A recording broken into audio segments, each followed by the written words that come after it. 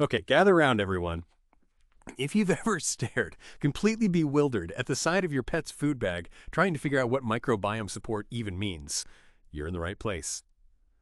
Are you kind of drowning in words like prebiotics, probiotics, postbiotics, and thinking, do I need a biology degree for this? Yeah, us too. Welcome to the deep dive.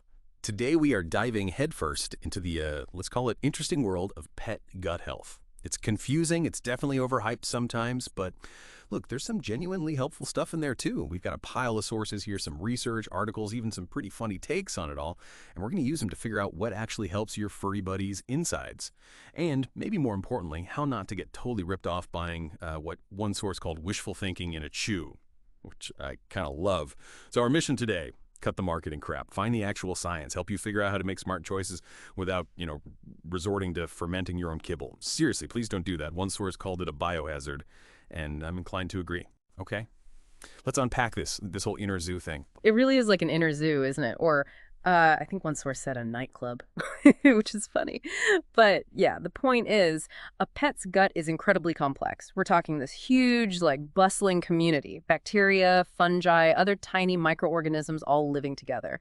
That's the microbiome. The microbiome. Right. Sounds super technical, but isn't it essentially just the microscopic reason my dog can eat, like, half the tennis ball he found in the park and still be begging for dinner an hour later? Huh. Well, yeah, it plays a big part in that resilience. These little guys, they're absolutely vital. The sources are really clear on this. It's not just about, breaking down food. This community helps with digestion, sure, but also absorbing nutrients properly, fighting off bad bugs, and critically, it's massively linked to the immune system. Okay, so super important, foundational even, which naturally means the marketing teams immediately saw dollar signs, right? Like sharks smelling blood in the water. I saw a stat in one source, something like 24% of pet foods now claim they support gut health. 24%. Feels less like science and more like they're just, I don't know, throwing buzzwords on the bag, like one source put it, hoping we'll buy the vibe. And that's exactly where we need to be skeptical, The sources really push this. Some foods might have ingredients that help a bit, maybe, but real effectiveness, it comes down to specifics. Specific ingredients, how they actually work, maybe targeted supplements. It's not just about trendy words like ancient greens. Unless there's solid proof, it helps the pet's gut. Right. My cat doesn't need quinoa to feel spiritually aligned with her digestion. Okay, so probiotics, definitely the most famous players here. The Kardashians of pet supplements, as one source brilliantly put it. Everyone knows the name, but figuring out what they actually do, that gets messy. And that leads us straight into maybe the biggest myth these sources bust. The idea that all probiotics are basically the same. They're absolutely not. The sources keep hammering this point. Different probiotic strains, that's the key word. Strains do different things, sometimes wildly different things. So I can't just, grab any bottle labeled good bacteria and hope it fixes whatever issue my pet has. Nope, definitely not. It's kind of like one source used the analogy of dog breeds. They're all dogs, right? Yeah. But a Labrador and a Poodle are bred for different things. It's the same idea. A bifidobacterian strain does something different from a lactobacillus strain. Gotcha. So you need the right dog for the job, the right bacteria strain for the specific gut job, not just, a bacteria. Exactly. And this is where the sources get helpful because they name names. Specific strains. They mention bifidobacterium strains, and yeah, the names are a mouthful. Like Bifidobacterium animalis, subs sp lactis, CECT 80145. Yeah, sounds like a license plate, but that's the science. And a specific strain like that, one source points out, has actual studies showing it can help reduce blood sugar spikes after meals in dogs. Then you've got lactobacillus strains. These guys are often linked to helping with diarrhea, like specific types of lactobacillus. Lactobacillus fix the runs. Yeah. Okay, specific strains, specific jobs. That clicks. Did the sources mention anything else surprising? I think I saw something linking gut health to skin issues. Yes. That's super interesting. One source mentioned a specific strain, Lactobacillus socci probio 65, and its potential role in preventing canine atopic dermatitis. That's itchy skin stuff. How does that even work? Gut bacteria talking to skin. It's all connected. The sources touch on this gut-skin axis and even a gut-brain axis. The health of that gut microbiome influences the immune system everywhere, which can impact things like allergies, inflammations, skin conditions. It's pretty wild. Mind blown. Yeah. Okay, what about, the sources mentioned natural sources too, like yogurt or carrots, asparagus, fermented foods. Can I just give my dog a dollop of my Chobani? Well, you can, but The sources are pretty clear here. While those foods might have some beneficial microbes or compounds, they generally don't have the specific studied strains needed for a real therapeutic effect in pets, and certainly not in the right amounts, consistently, giving your dog human yogurt. One source kind of dryly said it's like handing them a gym membership. Right, they'll just blink at it and not suddenly start doing push-ups. Okay. And definitely no fermenting the kibble.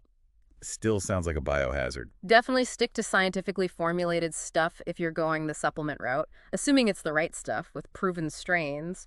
But probiotics aren't the whole story, are they? Ah, yes. The extended biotic family, we've got the probiotic rock stars, Yeah. who's running the lights and sound. Prebiotics. Exactly. Prebiotics are the stage crew, as one source put it. They're basically types of fiber indigestible carbohydrate compounds. Your pet can't really break them down and absorb them early on in the digestive tract. Okay, so they keep traveling. What happens then? They make it down to the colon, the large intestine, and there they become food for the good bacteria that are already living in the gut. They get fermented, turned into things called short-chain fatty acids, or SCFAs, and these SCFAs are like premium fuel for the beneficial microbes, helps the good guys multiply and keep the bad guys in check. So prebiotics feed the existing good bacteria, like the kale salad for the gut microbes, another source said. That's memorable. Yeah, evocative, right? And you find these prebiotic fibers in things like chicory root, pumpkin, dandelion greens. Stuff my dog might genuinely try to dig out of the compost heap, as one source Yeah. pointed out. Okay, so prebiotics feed the crew. Then there are postbiotics. What are those? Postbiotics are kind of the newest stars on the scene. The sources called them the rock stars too, but maybe in a different way. They're the beneficial stuff that the probiotics produce when they're active, the helpful byproducts they leave behind. Like the useful confetti after the concert is over, the good stuff left behind. That's a great way to think about it. And according to the sources, postbiotics have some real advantages. They're generally much more stable, they don't usually need refrigeration, and crucially, they can survive harsh processes like kibble making that high-heat extrusion process often kills live probiotics unless they're specially protected. Postbiotics are already like inert beneficial compounds. They've also been shown to help reduce inflammation directly. One source called them the low-maintenance roommate of the gut world. Easy to live with, very helpful. Okay, I think I've got it. Probiotics to the live workers. Prebiotics goes the workers' food. Postbiotics, the useful things the workers make or leave behind. Simple-ish. Pretty much. And sometimes you see products combining probiotics and prebiotics. Those are called symbiotics. The idea is to provide the workers and their lunchbox together, a power pairing. A power pairing. Love it. All right, so we've toured the zoo, met the crew. Now for the scary part, the snake oil hole of shame, as one source so delightfully put it.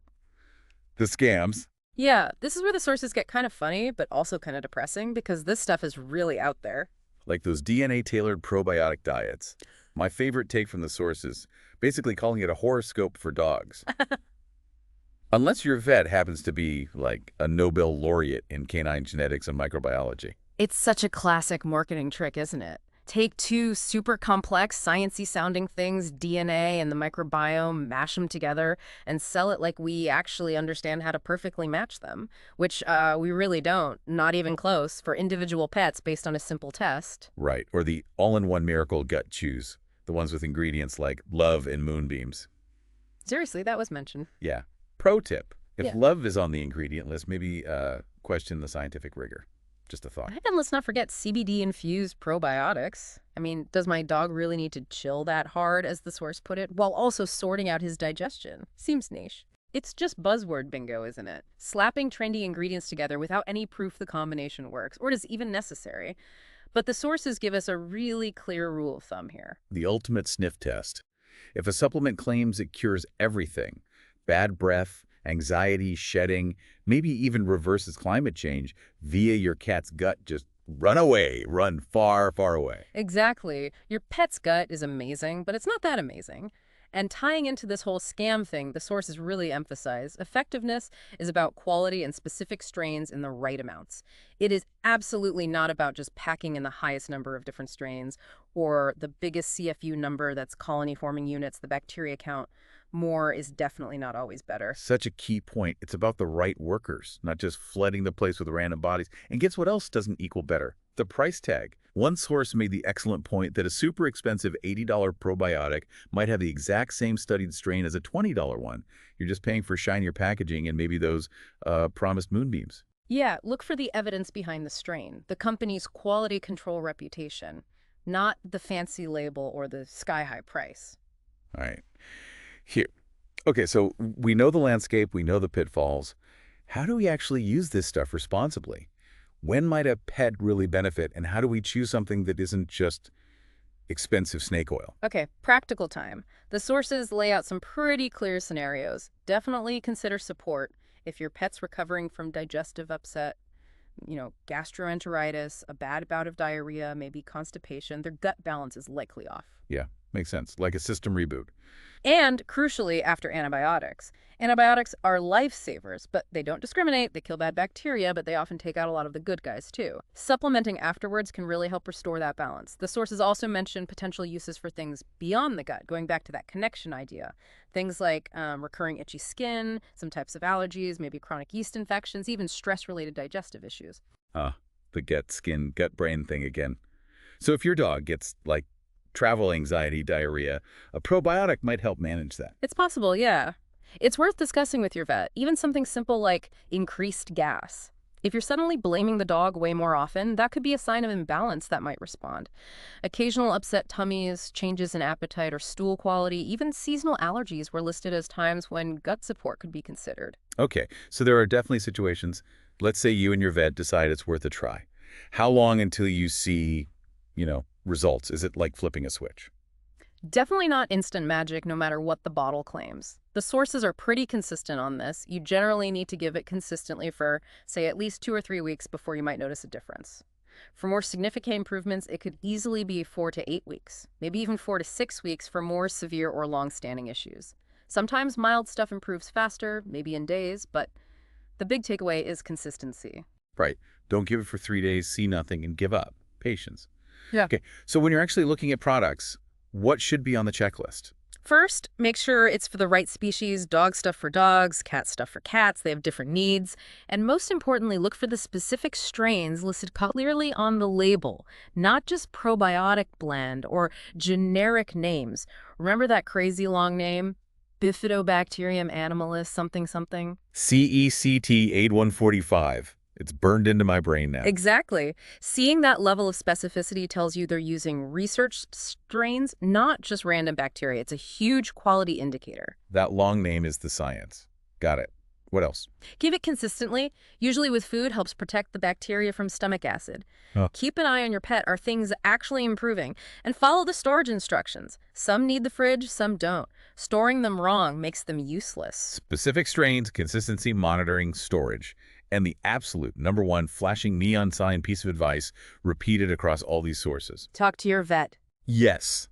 Thank you. Not Dr. Google. Not the forum where someone cured their hamster's mange with, dandelion fluff. And definitely not the person on Etsy selling probiotic crystals that promise interspecies communication. Whispering, just sprinkle the crystals. Yeah. Communicate with squirrels. No. Resist. Your vet knows your pet's history, can rule out other medical issues, and can recommend reputable brands with strains that actually have evidence for your pet's specific situation. Plus, as the sources point out, we're still learning. More research is needed for different breeds, ages, conditions. Your vet is plugged into the current science way better than a random website. Absolutely essential. Okay. And remember, these sources all agree. Probiotics, prebiotics, they're tools. They can be valuable tools. But they aren't magic bullets. They're part of a bigger picture: good diet, exercise, regular vet checkups. They support health. They don't create it out of thin air. Okay, so let's wrap this up. Key takeaways. Biotics aren't all the same. The strain is everything way more important than just numbers. The market is full of, let's be honest, crap, so put your skeptic hat on tight. But real science does exist and can help. Results take time. Be patient. And you absolutely do not need to spend a fortune on something promising miracle cures or moonbeams. Exactly. Focus on quality. Look for specific, proven strains backed by actual research and know why you're considering it. And your #1 resource. Always, always your vet. Supporting vet health is great, but do it smartly. Totally. And here's a final thought to chew on, maybe. We heard about gut health linking to skin, allergies, maybe even stress. I mean, it kind of makes you wonder, right? What other parts of your pet's well-being, things that seem totally unrelated, might actually trace back somehow to that complex little ecosystem humming away inside them, that inner zoo? Really makes you think about how connected everything is. All right, go forth. Armed with slightly more knowledge and hopefully less confusion, Yeah. may your pet's digestion run smoothly, their energy be boundless, and may their poop always be easy to pick up.